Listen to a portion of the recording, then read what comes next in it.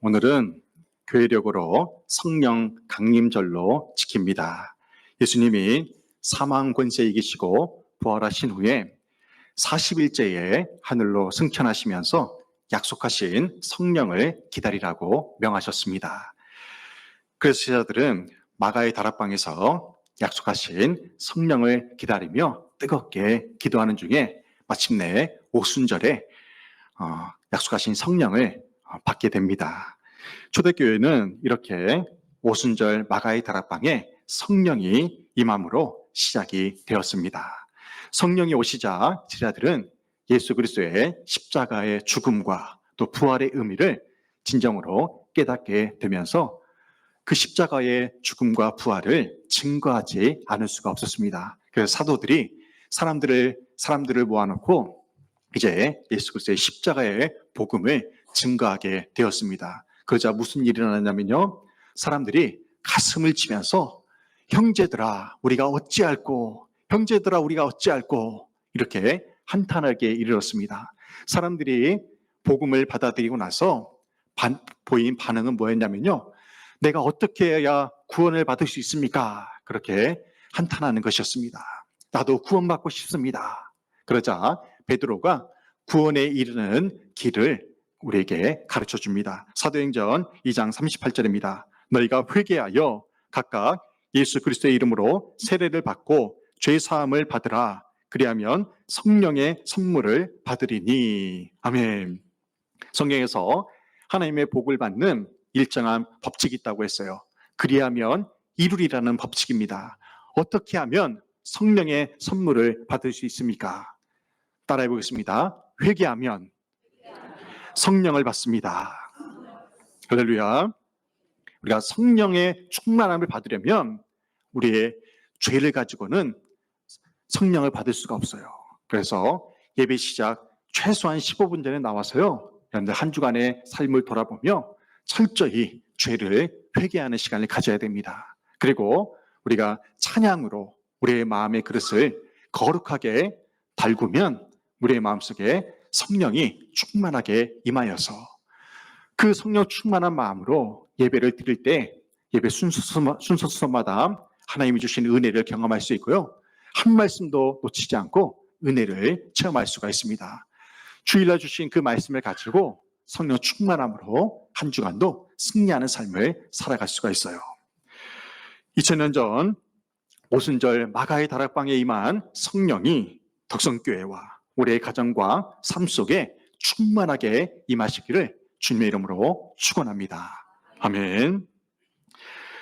우리나라는 5월을 가정의 달로 지키고 있습니다. 오늘 말씀을 통해서 우리의 가정이 어떻게 하면 행복한 믿음의 가정이 될 수 있는가를 살펴보면서 은혜를 나누고자 합니다.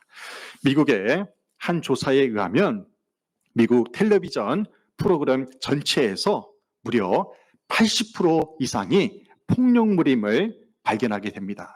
80% 이상이 폭력물이래요. 특히 미국 아이들이 보는 만화 영화에서는요, 98%에서 폭력적인 장면을 찾아볼 수가 있었다고 합니다. TV에서 이렇게 폭력적인 장면을 많이 보여주는 이유가 무엇이겠습니까? 사람의 악한 습성을 자극해서 시청률을 높이려는 그러한 전략인 것입니다.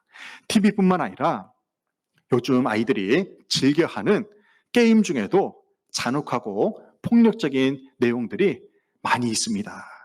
미국에서 폭력적인 게임에 중독된 아이가요, 총으로 가족을 사살하는 그러한 일이 벌어졌습니다. 아이가 그랬어요.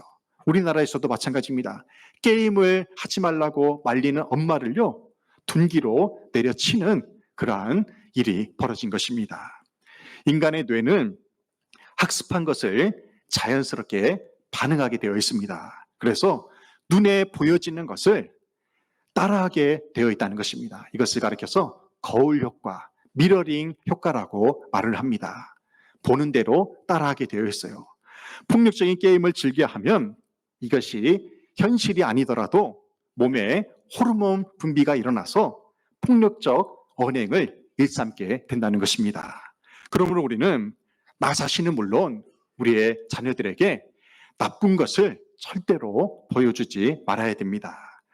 하나님께서 사람을 지으시고 모든 것을 누리되 동산 중앙에 있는 선악을 알게 하는 그 나무의 열매는 따먹지 말라고 명하셨습니다. 먹지도 말고 만지지도 말라고 명하셨어요. 이 선악과는 하나님과 인간을 구분하는 유일한 구분점이었어요. 그런데 이 사탄의 상징인 뱀이 나타나가지고 하와에게 이렇게 말합니다. 선악과를 먹으면 눈이 밝아져서 하나님과 같이 될 것이다. 그렇게 유혹을 했어요. 사탄의 말을 들은 하와가 제일 먼저 한 일이 무엇이었습니까? 창세기 3장 6절에서 이렇게 말씀해요. 여자가 그 나무를 본즉 먹음직도 하고 보암직도 하고 지혜롭게 할 만큼 탐스럽기도 한 나무인지라. 여자가 그 열매를 따먹고 자기와 함께 있는 남편에게도 주매 그도 먹은지라. 아멘. 하와가 사탄의 말을 듣기 전에는요, 하나님의 말씀에 순종해서 선악과를 쳐다보지도 않고 그 근처에도 가지도 않았을 거예요. 그랬던 하와가 사탄의 달콤한 유혹의 말을 듣고 제일 먼저 한 것이 무엇입니까? 그 나무를 본즉 선악을 알게 하는 그 나무를 쳐다본 것입니다. 금단의 열매를 쳐다보게 된 거예요. 그러자 그 나무가 어떻게 보였습니까? 먹음직도 하고 보암직도 하고 탐스럽게도 한 나무로 보이게 된 것입니다. 더 나아가서 그 열매를 이제 먹게 됩니다. 그리고 자기의 남편에게 그 열매를 먹게 해서 공범으로 만들게 된 거예요. 이렇게 해서 죄가 인간에게 들어와서 아담과 하와의 후손으로 태어난 모든 인류가 원죄를 갖게 된 것입니다. 사탄은 이렇게 육신의 정욕, 안목의 정욕, 이생의 자랑으로 오늘도 우리를 유혹합니다. 우리는 아담과 하와를 반면교사 삼아서 사탄의 유혹에 넘어가 죄를 짓지 말아야 됩니다. 이 말씀과는 반대로 우리가 본받아야 할 진명교사가 있습니다. 오병이어의 기적을 여러분 잘 아실 거예요. 이 오병이어의 기적은 마태, 마가, 누가, 요한 사복음서에 공통적으로 나오는 말씀입니다.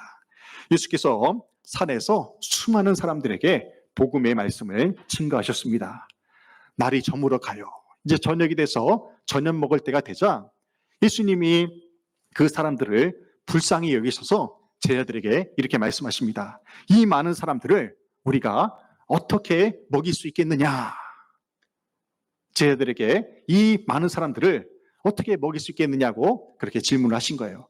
그때 당시에 모인 사람이 남자 장정만 5,000명이었어요. 그렇다면 여자들과 아이들까지 합하면요, 4인 가족으로 기준으로 한다면요, 최소한 2만 명 이상의 사람들이 그 산에 모여 있었던 것입니다. 2만 명의 사람들을 어떻게 먹일 수 있겠느냐, 그렇게 주님이 질문하신 거예요. 그러자 평소에 계산이 빠른 빌립이 주님께 이렇게 말씀합니다. 이 사람들을 다 먹이려면요 200데나리온의 떡으로도 부족합니다. 그래요. 200데나리온이 우리 돈으로 환산하면요 최소한 2천만 원 이상 됩니다. 2천만 원 이상. 여러분들, 우리 덕성교회가 떡을 오늘도 120명분의 떡을 먹을 텐데요, 한 떡집에 맡기면 그 전날부터 이것을 준비해야 돼요. 그런데 2만 명 이상의 사람들이 떡을 먹으려면 그 도시가 얼마나 커야 되며 미리부터 준비해야 되잖아요. 그런데 2만 명의 사람들을 어떻게 한순간에 먹일 수가 있겠습니까? 이것은 불가능한 일이에요. 그래서 빌립도요, 이것은 200데나리온의 떡으로도 부족하기 때문에 불가능한 일입니다. 이들을 돌려보내야 됩니다. 그렇게 건의를 한 거예요. 그런데 안드레가 주님 앞에 나와서 이렇게 말합니다. 주님의 제자인 안드레가 이렇게 말해요. 요한복음 6장 9절입니다. 여기 한 아이가 있어 보리떡 5개와 물고기 2마리를 가지고 있나이다. 그러나 그것이 이 많은 사람에게 얼마나 되겠사옵나이까. 아멘. 안드레는요, 한 아이가 주님께 드린 그 도시락을 가지고 나아갑니다. 그 도시락 안에는요 물고기 2마리와 빵 5개가 담겨져 있었어요. 아이가 먹는 작은 한 끼 정도 되는 그 도시락 하나를 주님께 가져왔다는 것입니다. 근데 안드레의 마음속에 불신이 있어요. 그러나 이 작은 도시락으로 어떻게 이 많은 사람들을 먹일 수 있겠습니까? 안드레도 의심스럽게 주님께 도시락을 드린 것입니다. 한 아이의 도시락으로 어떻게 2만 명을 먹일 수가 있겠습니까? 하지만 우리 주님은요, 그 어려운 것을 너무도 쉽게 해결하십니다. 예수님이 한 아이가 가져온 그 도시락에 축사하시자, 축복 기도를 하시자, 그 5천 명, 2만 명이 먹고도 12광주리가 남는 기적이 일어나게 된 것입니다. 여기서 우리가 주목할 말씀이 있어요. 여기 한 아이가 있어. 여기 한 아이가 있어. 이 말씀에 우리는 주목해야 됩니다. 자신의 도시락을 아낌없이 드린 그 한 아이의 믿음을 생각해 보자는 거예요. 수많은 사람들 중에 그 한 아이가 어떻게 자신의 것을 아낌없이 내어드릴 수 있었을까요? 아이가 그 도시락을 내어드렸다는 것은요, 자기는 저녁을 굶겠다는 그런 의미예요. 근데 어떻게 그 한 아이가 이런 엄청난 일을 할 수 있었을까요? 그 아이의 부모가 평소에 좋은 것을 보여줬기 때문에 그 한 아이가 도시락을 아낌없이 내어드릴 수 있었던 것입니다. 그 부모가 평소에 나눠주고 베풀고 섬기는 모습을 곁에서 지켜봤기 때문에 아낌없이 자신의 도시락을 주님께 내어드릴 수가 있었던 거예요. 이렇게 오병이어의 기적은 부모로부터 가정교육을 잘 받은 한 아이의 헌신을 통해 이루어진 것입니다. 오늘 예배드리는 어른 세대가 믿음의 후손들에게 좋은 것을 보여주시기를 간절히 부탁드립니다. 그래서 제2, 제3의 오병이어의 기적이 우리의 다음 세대를 통해서 나타나게 되기를 주님의 이름으로 축원합니다. 아멘. 미국에서 노벨상 수상자를 가장 많이 배출한 대학이 어디일까요? 미국에서 가장 유명한 대학이 어디입니까? 하버드 대학이잖아요. 그런데요, 이 하버드 대학이 노벨상 수상자를 가장 많이 배출한 대학이 아니에요. 시카고 대학이 노벨상 수상자를 가장 많이 배출했다고 합니다. 학자들 사이에서는 노벨상을 타려면 시카고 대학에 가라고 할 정도로 수상자들이 많아요. 지금까지 무려 90명 이상의 노벨상 수상자가 이 시카고 대학에서 나온 것입니다. 1890년도에 세워진 이 시카고 대학은 시내에서 멀리 떨어져 있는 사립대학인데요. 40년 가까이를 무명의 삼류대학으로 있었어요. 아무도 모르는 그러한 무명의 삼류대학이었는데 40년이 지나고 나서, 개교 이래 40년이 지나고 나서 노벨상을 수상하는 유명한 대학으로 바뀌게 돼요. 그 이유가 뭐냐면요, 이 시카고 대학에 로버트 허친스라는 30대의 젊은 총장이 부임하면서 이 대학교가 변화되기 시작합니다. 이 신임 총장은 시카고대를 명문대로 만들기 위해서 시카고 플랜을 천명을 해요. 이 시카고 플랜이 뭐냐면 위대한 책 100권 읽기 프로젝트예요. 위대한 책 100권 읽기 프로젝트. 시카고 대학에 입학하는 학생들은 졸업하기 전까지 위대한 성경을 비롯한 고전을 100권 이상을 읽어야 졸업할 자격이 주어지게 된 것입니다. 아무리 학점이 높아도 위대한 고전을 100권 이상 읽지 않으면 졸업을 시켜주지 않았어요. 그래서 이 시카고 플랜에 3가지 과제가 있습니다. 책을 읽으면서 이 3가지를 꼭 실천하는 거예요. 첫째는 뭐냐면 고전을 읽고 인생의 롤모델 한 명을 발견하는 것입니다.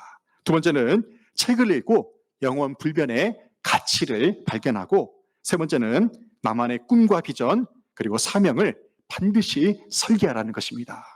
책을 읽는 중에, 위대한 고전을 읽는 중에 그 책 안에서 롤모델을 삼고요, 그리고 꿈과 비전을 설계하라는 거예요. 이 같은 시카고 플랜을 통해서 학생들의 학업 태도가 달라졌다는 거예요. 그리고 인생의 가치관이 달라지면서 무명의 이 시카고 대학이 점점 강성해져서 세계에서 가장 많은 노벨상 수상자를 배출한 명문 대학으로 탈바꿈하게 되었던 것입니다. 책 하나 읽는 것이 이렇게 인생을 바꿀 수가 있다는 거예요. 우리 교회 김정현 장로님이 제가 참 깜짝 놀랐는데 매주 토요일마다 도서관에 가세요. 매주 토요일마다. 거기서 책을 읽는 것에 그치지 않고요. 매주 4권의 책을 빌려온다는 거예요. 4권 이상의 책을. 일주일에 4권 이상의 책을 읽으시는 거예요. 참 대단하지 않으십니까? 우리는 1년에 한두 권 읽기도 힘든데 장로님은 그렇게 4권 이상의 책을 일주일에 읽는 거예요. 우리가 본받아야 될 선한 모습입니다. 제가 중학생 때 학교에서 친구들과 모여서 다과를 했어요. 그래서 과자랑 탄산음료를 사가지고 과자를 먹는데 한 친구가 새우깡을 먹는데 이렇게 자꾸 먹는 거예요. 새우깡을. 꼴 보기 싫더라고요. 근데 음료수를 마시는데 탄산을 마시고 나서 캬 그러는 거예요. 캬 좋다 그러는 거예요. 그래서 제가 그랬어요. 야, 너 왜 그래? 너 왜 그러냐? 보기 싫다. 듣기 싫다. 그러니까 그 친구가 하는 말이 그래요. 나 우리 부모님한테 이렇게 배웠어. 그러는 거예요. 부모님이 담배 피고 술 마시는 모습을 평소에 보고 배운 거예요. 아니나 다를까 이 친구가요. 고등학교를 졸업하기 전에 술, 담배를 하게 되더라고요. 보고 자라는 것이 이렇게 무섭고 중요한 것입니다. 내가 보는 것이 나도 모르게 내 행동으로 나타나게 된다는 거예요. 내가 본 것이 내 선택을 좌우하고요. 결국에는 그것이 내 삶이 된다는 것입니다. 그럼 우리는 좋은 것과 위대한 것을 보며 살아야 한다는 거예요. 우리의 후손들에게도요. 좋은 것과 위대한 것을 보여주며 우리가 살아야 한다는 것입니다. 바라봄의 법칙이 있어요. 바라봄의 법칙. 바라봄의 법칙은요. 바라보는 대로 인생이 되어간다는 것입니다. 인생이 결정돼요. 하나님은 믿음의 사람들을 부르실 때에 이 바라봄의 법칙을 통해서 은혜를 베풀어 주셨습니다. 하나님께서 아브라함을 믿음의 조상으로 세우실 때에 가장 먼저 하신 일이 뭐냐면요. 밤하늘을 바라보게 하셨어요. 밤하늘을. 그러면서 이렇게 말씀하십니다. 창세기 15장 5절 하늘을 우러러 무뼈를 셀 수 있나 보라. 또 그에게 이르시되 내 자손이 이와 같으리라. 아멘. 하나님께서는 아브라함에게 믿음의 조상으로 세우시면서요. 밤하늘을 바라보라고 하세요. 그리고 네가 바라보는 그 별들이 장차 너의 후손들과 같이 될 것이다. 그렇게 천명을 하신 것입니다. 그 후로 아브라함이 밤하늘을 바라볼 때마다 그 별들을 바라볼 때마다 무슨 생각을 했을까요? 하나님의 언약의 말씀을 떠올렸다는 것입니다. 하나님은 모세의 뒤를 이어서 이스라엘 백성들을 가나안 땅으로 인도할 여호수아에게 정탐꾼으로서 그 땅을 미리 보게 하셨습니다. 여기에 하나님의 섭리가 있어요. 여호수아에게 있어서 이 가나안 땅은요 결코 두려움의 대상이 아니었어요. 10명의 정탐꾼은 다 부정적인 보고를 했잖아요. 그런데 2명의 정탐꾼인 여호수아와 갈렙만은 그럼에도 불구하고 긍정적인 보고를 해요. 가나안 땅에 사는 사람들은 우리의 밥이다. 긍정적인 보고를 해요. 왜 그렇습니까? 하나님이 이미 여호수아에게 가나안 땅을 보여주셨기 때문에 그래요. 젖과 꿀이 흐르는 그 풍족한 땅을 너에게 주리라는 그 비전을 보여주셨기 때문에 여호수아는 두려워하지 않았다는 것입니다. 그래서 그럼에도 불구하고 긍정적인 보고를 할 수가 있었던 거예요. 결국 여호수아는 하나님이 약속하신 그 축복의 땅을 바라봄의 법칙으로 누리게 되었다는 것입니다. 우리가 좋은 것을 바라보려면요 영적인 분별력과 영적인 통찰력이 필요합니다. 사무엘상 16장 7절 말씀을 함께 봉독하겠습니다. 여호와께서 사무엘에게 이르시되 그의 용모와 키를 보지 말라. 내가 이미 그를 버렸노라. 내가 보는 것은 사람과 같지 아니하니 사람은 외모를 보거니와 나 여호와는 중심을 보느니라. 아멘. 사람들은 사울왕의 큰 키와 빼어난 용모를 바라보면서 칭찬을 합니다. 하지만 주님은요 그렇지 않았어요. 중심을 보셨습니다. 사울왕의 중심을 보셨어요. 우리 또한 하나님의 시선으로 세상을 바라볼 줄 알아야 됩니다. 겉으로 드러나는 그 성공에 현혹되지 말고 내면의 중심이 건강한지를 볼 수 있는 영적인 통찰력이 필요하다는 거예요. 우리 부모 세대는 우리 다음 세대의 영성을 살필 수 있는 영적인 통찰력이 필요해요. 자녀들이 사업이 잘 돼요. 취직을 했어요. 좋은 대학에 갔어요. 하지만 신앙이 무너졌다면 그것은 인생이 무너진 것과 마찬가지입니다. 그래서 우리는요, 겉으로 드러나는 그 현상이 아니라 중심의 그 믿음을 볼 수 있는 영적인 분별력과 통찰력이 우리에게 필요하다는 것입니다. 마시멜로 실험이 있어요. 마시멜로 실험이 있는데요. 유명한 이야기입니다. 이 마시멜로 실험을 하면서 어른이 아이들을 불러놓고 아이들에게 마시멜로 하나씩을 줬어요. 마시멜로가 하얀색으로 된 젤리 같은 것인데요. 참으로 답니다. 그 마시멜로를 아이들에게 하나씩 주면서 이런 약속을 해요. 너희 중에 5분 동안 이 마시멜로를 먹지 않고 참는 아이에게는 마시멜로를 2개 주겠다고 말을 합니다. 그래서 아이들이 5분 동안 그 마시멜로를 가지고 이제 서로 참는 훈련을 하는 거죠. 그래서 어떤 아이들은요, 한 부류의 아이들은 그 마시멜로를 5분 동안 계속해서 쳐다보면서 참아요. 그리고 다른 부류의 아이들은 그 마시멜로를 들고는 있지만 5분 동안 다른 곳을 바라보면서 참는 훈련을 했어요. 누가 성공했을까요? 누가 성공했겠습니까? 여러분이 생각하는 그대로예요.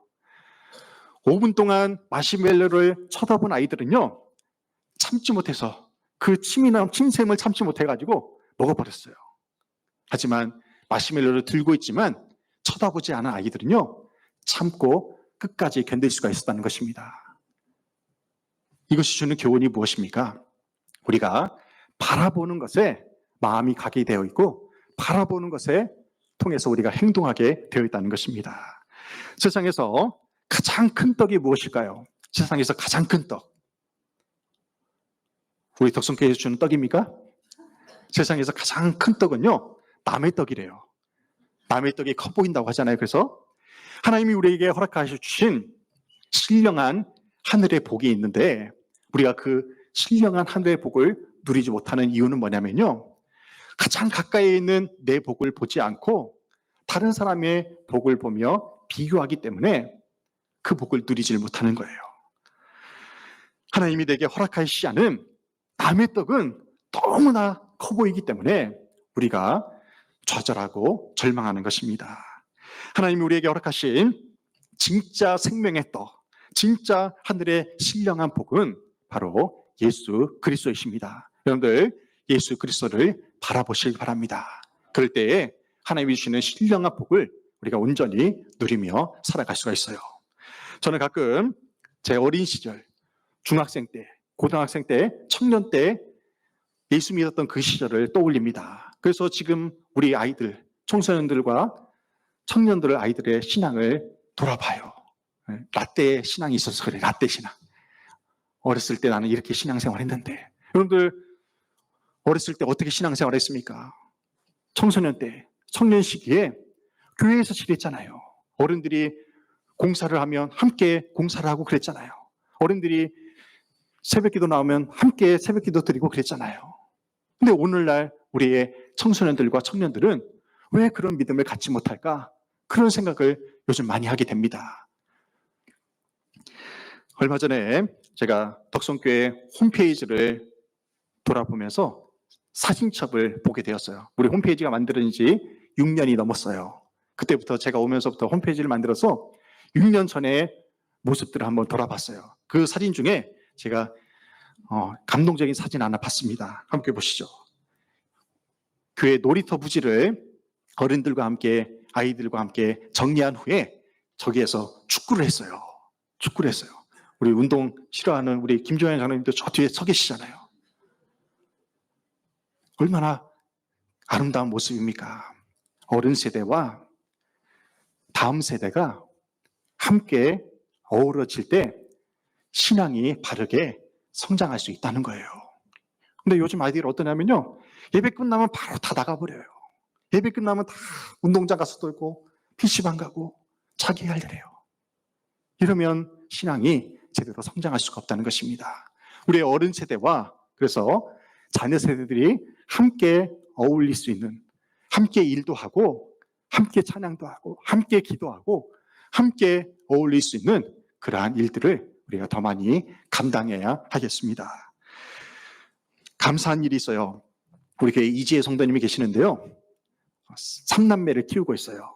큰애가 7살이고요. 둘째, 셋째가 쌍둥이인데 4살이래요. 근데 그 아이들이 얼마 전에 장염에 걸려가지고 교회 못 나왔어요. 애들한테 옮기면 안 되니까. 근데 그 아이들이 그러더래요. 엄마 교회 가자. 엄마 교회 가자 그러더래요. 주일이 됐는데 교회를 안 가니까 아이들이 교회 가고 싶은 거예요. 이 아이들의 믿음이, 교회를 지금 사모하고 나가고 싶은 그 믿음이 청소년이 되고 청년이 되고 장년이 되어서도 그 마음이 변치 않으려면요, 좋은 것을 바라보며 살아야 한다는 거예요. 예배 드리는 모습, 기도하는 모습, 성경 읽는 모습, 찬양하는 모습, 그 거룩한 모습을 보며 자랄 때 우리 아이의 믿음이 흔들리지 않을 수 있어요. 우리 아이들이 11조 하는 모습을 보여줘야 돼요. 우리 아이들이 감사하고 헌신하는 모습을 보여줘야 됩니다. 그래야 우리의 다음 세대가 우리 덕성교회의 미래로서 더욱더 부흥 성장하는 교회로 그 아이들 통해서 성장하지 않겠습니까? 사단 마귀는 오늘도 보암직도 하고 먹음직도 하고 탐스럽게 보이는 것들로 우리를 유혹하고 있습니다. 마귀에게 지지 않으려면요, 우리가 항상 좋은 것을 바라봐야 돼요. 그리고 우리의 후손들에게도 좋은 것을 보여줘야 됩니다. 믿음의 선배들이 후배들에게 선하고 좋은 것을 보여줌으로 믿음의 선순환이 일어나는 우리 덕성교회 그리고 우리 가정이 되기를 주님의 이름으로 축원합니다. 아멘.